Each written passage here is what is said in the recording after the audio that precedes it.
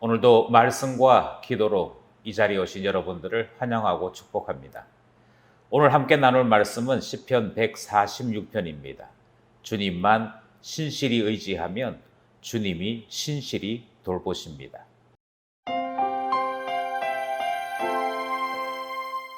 시편 146편. 할렐루야, 내 영혼아 여호와를 찬양하라.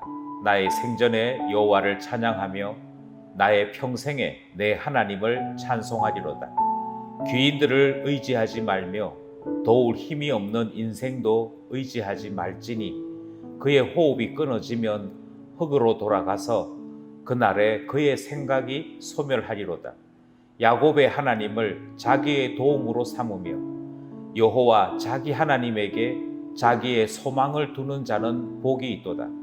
여호와는 천지와 바다와 그 중에 만물을 지으시며 영원히 진실함을 지키시며 억눌린 사람들을 위해 정의로 심판하시며 줄인 자들에게 먹을 것을 주시는 이시로다.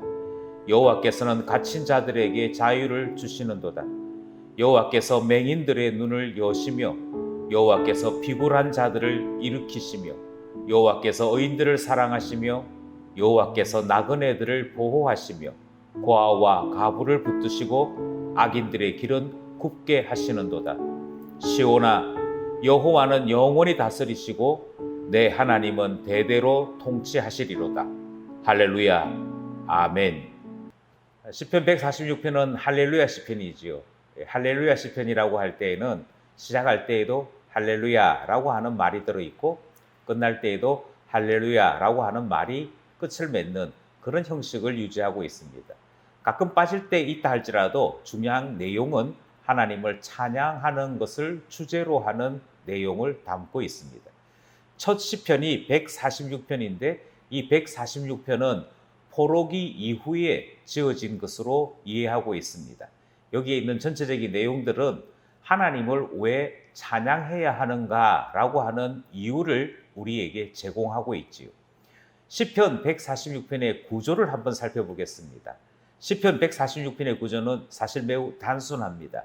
1, 2절은 할렐루야라고 하는 말로 시작하면서 찬양해야 할 것을 요청하는 내용입니다. 그래서 하나님 찬양합시다 라고 하는 내용이 1절과 2절에 등장을 하는 것이죠. 3절과 5절로는 하나님께서 인생이냐 하나님이냐를 묻고 계시는 그 문답 형식의 내용이 등장합니다. 인생 의지하지 말아라, 하나님만 의지해라 하는 선택과 결단을 요청하는 말씀이 3절에서부터 5절 말씀이고요. 시편 146편 전체의 핵심은 사실 3절에서부터 5절 사이 말씀에 있다, 그렇게 말씀드릴 수 있습니다. 그럼 6절로부터 끝까지는 무슨 내용이냐? 6절로부터 끝까지는 이 I am 하는 문장 형식의 내용이 등장합니다. 그러니까 여호와는 어떤 분이냐? 여호와는 이런 분, 여호와는 이런 분, 이것이 등장을 하는데요. 대략 12개에서 13개의 내용이 나열 형식으로 등장을 하는 문단입니다. 그리고 맨 마지막에 할렐루야로 끝을 맺고 있지요. 이제 본문 안으로 들어가서 시편 146편을 살펴보겠습니다. 1절, 2절입니다. 1절, 2절 말씀이 이렇게 시작하죠. 할렐루야, 내 영혼아 여호와를 찬양하라. 찬양하라 등장했습니다. 나의 생전에 여호와를 찬양하며 등장했습니다. 그러니까 지금 벌써 3번에 걸쳐서 찬양하라 하는 말이 등장한 것입니다. 2번 아닌가요? 아니요. 할렐루야라고 하는 말 자체가 찬양이지요. 할랄이라고 하는 말이 찬양하라는 뜻이고요. 거기에 강세가 할렐입니다. 그러니까 하나님 칭찬합시다, 우리 하나님 자랑합시다, 그것에 훨씬 더 강조된 형태. 결국 찬양하라는 얘기죠. 찬양하자 그렇게 선언하고 내 영혼아 여호와를 찬양하라. 그러니까 무려 3번에 걸쳐서 찬양하라는 말씀이 등장하는 것이 1절, 2절입니다. 그것도 모자라서 단어가 조금 다르긴 합니다만 뒤에는 찬송하리로다 하는 말까지 추가되어져 있습니다. 무려 4번에 걸쳐서 하나님을 찬송해야 할 것을 요청하고 명령하고 선포하는 말씀이 1절, 2절 말씀이지요. 여기에는 함께 하자라고 하는 청유, 함께 하자는 부탁도 있습니다만 무엇보다 1절, 2절이 강조하는 바는 나는 하나님을 찬송할 것이다. 이것에 대한 뚜렷한 표명이죠. 너도 하나님을 찬양하라 하는 명령도 포함되어 있습니다. 우리는 하나님을 대단히 찬양하고 기뻐하는 한 시인의 노래를 듣는 것입니다. 3절로부터 5절 말씀은 인생이냐 하나님이냐를 묻고 있습니다. 3절 말씀이 이렇게 출발합니다. 귀인들을 의지하지 말며 도울 힘이 없는 인생도 의지하지 말지니. 데비데는 두 인생을 소개하죠. 한쪽은 힘이 있다 여겨지는 사람입니다. 그런데 한쪽은 힘이 아예 없는 인생을 소개하고 있습니다. 공통점은 힘이 있든 힘이 없든 알고 보면 아무런 도움되지 않는다. 그러니 의지하지 말라는 말씀이지요. 어떤 누구도 의지하지 말아라. 그렇게 이해할 수 있는 것이 3절 말씀입니다. 그리고 이유가 등장을 해요. 이유가 등장을 하는데 4절 말씀을 보면 호흡이 끊어지면 흙으로 돌아간다. 이렇게 설명하고 있습니다. 그러니까 사람은 죽을 수밖에 없다는 존재인 것이고요. 죽으면 아무것도 아닌 존재가 인생이라고 하는 존재라는 것이죠. 그런데 그 인생을 의지한다는 것은 말이 안 된다는 것입니다. 나 자신이 나 자신을 의지하든 나 자신이 다른 인생을 의지하든 성경은 인생은 의지할 대상이 아니다라는 말씀을 우리에게 가르치고 있습니다. 무엇보다도 지금 저 사람을 내가 의지하면 도움이 될 거야 하는 마음이나 내가 저 사람은 도와줄 거야 했던 그 마음조차도 시간 지나면 없어지는 것이라고 성경은 말씀합니다. 4절 뒷부분 그날에 그의 생각이 소멸하리로다. 생각이 사라집니다. 그만큼 사람은 신실하지 않습니다. 얼마든지 변할 수 있는 것이 인생이므로 인생 의지할 수 없습니다. 그래서 어떻게 하느냐? 5절이 이야기하죠. 누구만을 의지해야 되느냐? 하나님만을 의지해야 됩니다.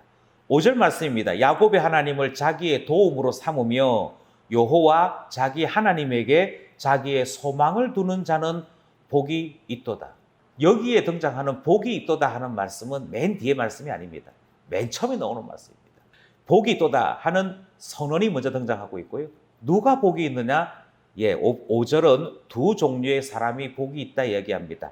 먼저는 하나님을 자기의 도움으로 삼는 자가 복이 있다고 얘기하죠. 여기에 자기의 도움이라고 하는 이 단어는 창세기 2장에 등장하는 단어입니다.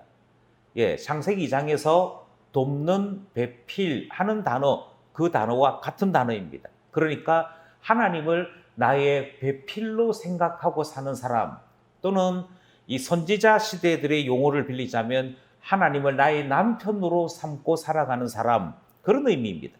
그러니 그냥 신을 섬긴다가 아니라 하나님과 밀접한 연관을 가지고 하나님과의 인격적인 교제를 누리면서 하나님을 마치 남편으로, 하나님을 마치 배우자로 생각하고 살아가는 그 사람이 복이 있다 하는 선언을 하는 것이죠. 이것이 5절이 이야기하는 첫 번째 하나님을 믿어야 될 이유입니다.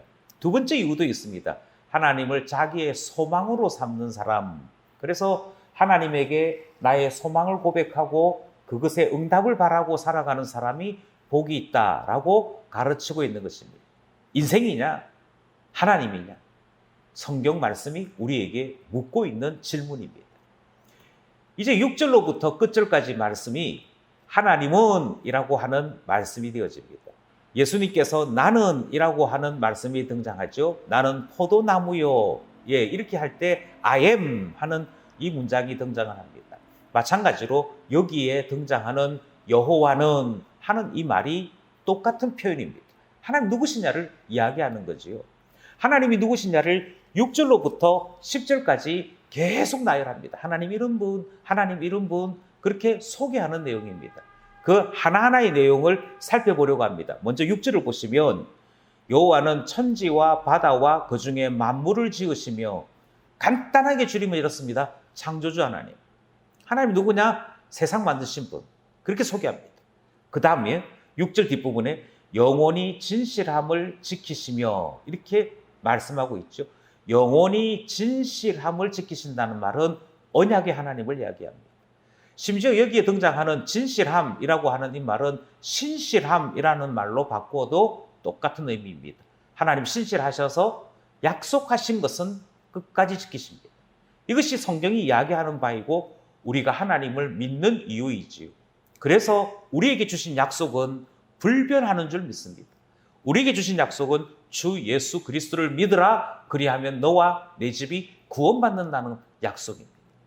하나님은 약속에 신실하신 분입니다. 끝까지 하나님은 약속을 붙잡으시는 분이지요. 이것이 6절이 이야기하는 여호와는 이라고 하는 것의 표현입니다. 7절에도 역시 등장을 합니다. 7절에는 억눌린 사람들을 위해 정의로 심판하시며 줄인 자들에게 먹을 것을 주시는 이로 소개합니다. 그러니까 억눌린 자, 줄인 자가 등장하죠. 그리고 그 다음 여호와께서는 갇힌 자들에게 자유를 주시는 도다. 이 억눌렸다라고 하는 이 표현하고 그 다음에 갇혀있다라고 하는 표현은 좀 뉘앙스가 다릅니다. 맨 마지막에 등장하는 갇혔다라고 하는 말은 좁은 것 안에 억눌려 있는 그런 상태를 이야기합니다. 그러니까 이것은 육체의 느낌보다는 마음, 영혼에 대한 표현이 훨씬 더 강하게 되어 있는 거죠. 마음이 수축된 사람, 용기 없이 쪼그라든 사람, 그 영혼에 핍박을 받아서 그 방향을 알지 못하고 맨 밑바닥까지 떨어져 있는 그와 같은 상태를 이야기할 때 여기에 갇힌 자라고까지 표현할 수 있습니다. 그렇다고 한다면 그가 어떤 이유로든 난감한 상황에 빠졌을 때 말로 표현할 수 없고 다른 사람에게 도움을 구할 수도 없을 만큼 어려운 상황에 있을 때에도 여호와는 임하시고 나타나시는 거죠. 그래서 억눌린 자에게는 정의로 심판하는 것, 그것 시행하시고요. 줄인 자에게는 먹을 것 주시고요. 갇힌 자에게는 자유를 주시는 분이라고 소개합니다. 이제 8절을 보시면 8절에서는 맹인들의 눈을 여신다라고 소개합니다. 그리고 비굴한 자를 일으키시며 여호와께서는 의인들을 사랑하신다 이렇게 말씀을 하죠. 여기서 우리가 유심히 살펴볼 단어는 비굴한 자입니다. 여기 비굴하다는 말은 그냥 처지가 안 좋다든지 또는 자존심을 버리고 이런 정도의 단어가 아닙니다. 비참하게 짓밟힌 그런 사람을 이야기합니다. 그 자존심은 아예 없고요. 그냥 모든 사람들이 침뱉을 정도로 손상당하고 맨 밑바닥에 처박혀 있는 그와 같은 대접을 받고 있는 사람이라 할지라도 주님은 이렇게 세우시죠. 이것이 한나의 기도에도 등장합니다. 예, 저 진토 가운데 떨어져 있는 자라도 이렇게 세우사 주님은 기적을 만드시는 그와 같은 분이심을 고백하고 있지요. 바로 그 고백이 여기에도 등장하는 것입니다. 이 고백은 9절로도 이어집니다. 8절 끝부분에 의인을 사랑하신다고 그랬습니다. 9절에서는 나그네들을 보호하십니다. 고아와 가부를 붙드시고 그리고 악인들의 길은 굽게 하십니다. 그러니 주님께서 의인, 약자, 그리고 악인에게까지 다 골고루 임하시는 분인 것을 봅니다. 세상 통치하시는 하나님. 공의로 따뜻함으로 필요한 것을 제때제때에 주님이 알아서 깊은 경륜 속에 세상을 통치하시는 분이라고 소개합니다. 그분이 누구냐? 여호와 하나님이십니다. 10절 말씀은 시온아 여호와는 영원히 다스리시고 내 하나님은 대대로 통치하실 것. 하나님 어떤 분으로 소개하고 있느냐면 세상 다스리시는 분, 통치자 그렇게 말씀하고 있습니다. 대대로 영원히 통치하시는 분이라고 소개하는 것이지. 여기까지 우리는 12가지 또는 13가지 하나님에 대한 이 설명, 하나님에 대한 정의를 듣는 것이죠. 하나님 이런 분이야. 하나님 이런 분이야. 그리고 결론에서 다시금 명령합니다. 할렐루야. 여호와를 찬양하라. 이 말씀을 들음으로 시편 146편이 끝을 맺습니다. 이제 우리가 살펴본 말씀을 통해 한 3가지 정도를 묵상하려고 합니다. 첫 번째는 할렐루야입니다. 할렐루야는 명령입니다. 여호와를 찬양하라 하는 명령입니다. 하나님을 찬양하는 일은 권유의 대상이기도 하고 설득의 대상이기도 하나 시편은 명령의 대상으로 봅니다. 너는 마땅히 하나님을 찬양해야 해. 이것이 할렐루야 시편이 가지고 있는 중심 메시지입니다. 사람이 아니야. 하나님이야. 내가 믿고 의지하고 내게 복을 주시는 분 하나님이야. 그러니 너는 하나님을 찬양해 라고 명령하는 것을 보지요. 하나님을 찬양하는 것에 당당합니다. 하나님을 찬양하는 것에 분명한 확신이 있습니다. 힘이 있습니다. 그리고 이 말이 할렐루야이지. 할렐루야라는 말을 가끔 농담 삼아 말장난 삼아 할 때가 있습니다. 그런데 그런 말장난해야 될 단어가 아닙니다. 하나님이 어떤 분인지 온갖 고백을 담아서 주님 앞에 찬양하라, 선포해야 됩니다. 명령해야 될 말씀이 있는 것을 확인하게 되는 것이죠. 주님을 찬양하라, 이 명령 들을 때 아멘 할 수 있는 우리 되어야겠습니다. 두 번째로 우리는 하나님께서 하시는 일은 너무도 많습니다. 하나님께서 하시는 일은 너무도 넓고 깊고 놀랍습니다. 그 사실을 우리는 시편 146편을 통해 듣게 된 것이죠. 하나님을 알면 알수록 찬송할 수밖에 없습니다. 주님 앞에 신앙생활을 하면 할수록 우리의 신앙생활은 더 깊어져야 되는 것 깨닫습니다. 내가 이전에 알던 하나님이 아니라 섬기면 섬길수록 더욱 귀한 주님 되어야 할 것을 깨닫는 것이죠. 마지막으로 우리는 시편 146편의 메시지를 듣습니다. 인생 의지하지 말아라. 하나님 의지하는 자가 복이 있다. 그리고 우리는 다시 한번 우리 자신을 되돌아보게 되는 것이죠. 나는 인생을 의지하며 살아왔는지 하나님 의지하며 살아왔는지, 사람에게 자꾸 섭섭하다는 이 마음 때문에 걸려 넘어지고 있는지, 아니면 하나님의 위대하심 앞에 늘 기뻐하며 살아왔는지를 점검하게 되는 것입니다. 146편이 우리에게 주는 말씀을 따라 세 가지를 점검해 보았습니다. 이제 이 말씀을 붙잡고 함께 기도하려고 합니다. 첫 번째는 할렐루야라고 하는 이 말씀을 쫓아서 기도하고자 합니다. 마음껏 하나님을 찬양하지 못하도록 하는 영적인 억눌림이 있는 시대입니다. 영적 자유를 위해 기도했으면 좋겠습니다. 마음껏 찬양할 수 있었던 그때로 우리를 되돌려 주시고, 하나님을 마음껏 찬양할 수 있을 때 하나님을 마음껏 찬양하는 찬양의 사람 되게 해주십시오. 기도하기 원하는 것입니다. 두 번째 우리가 기도하기 원하는 것은 오늘 시편 146편이 하나님을 의지하는 자가 복이 있다 하는 말씀을 들었습니다. 하나님 의지하는 참 신앙인 되어 하나님 앞에 복 있는 사람 될 수 있도록 기도했으면 좋겠습니다. 하나님을 의지하는 신앙인, 하나님을 더 깊이 배워가는 신앙인 되기를 위해 기도하고자 하는 것이죠. 마지막 기도 제목은 사람 아닌 오직 하나님만 섬기는 참 신앙인 되고자, 이 결단을 우리 안에 세우고자 기도했으면 좋겠습니다. 이외에도 말씀을 따라 주님 앞에 기도 제목을 정하고 기도할 때 주님께서 예비하신 응답을 베푸실 것을 믿고 확신합니다.